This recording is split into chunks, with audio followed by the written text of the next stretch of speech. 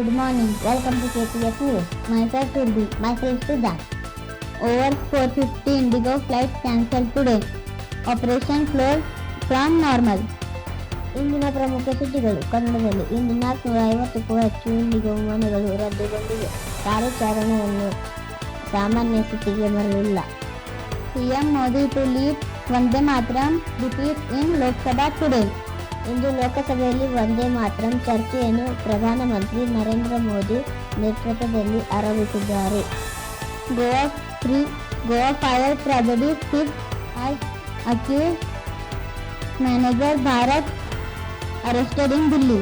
ಗೋವಾ ಅಗ್ನಿ ದುರಂತ ಪ್ರಕರಣ 5ನೇ ಆರೋಪಿ ಮ್ಯಾನೇಜರ್ ಭಾರತ್ ಅವರನ್ನು ದೆಹಲಿಯಲ್ಲಿ ಬಂಧಿಸಲಾಗಿದೆ. 2620 additions NEET PG seats added. Candidates can fill choices till December 9. NEET PG ಹೆಚ್ಚುವರಿಗೆ 2620 ಸೀಟುಗಳನ್ನು ಸೇರಿಸಲಾಗಿದೆ. ಅಭ್ಯರ್ಥಿಗಳು ಡಿಸೆಂಬರ್ 9ರಿಂದ ಆಯ್ಕೆಯನ್ನು ಭರ್ತಿ ಮಾಡಬಹುದು. AI Guru wants AI could kill 80% of jobs and even replace CEO.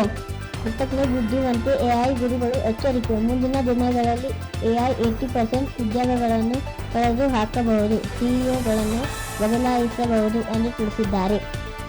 Today's weather: high 27 degrees, low 16 degrees centigrade. Thank you. For more updates, like, share and follow us.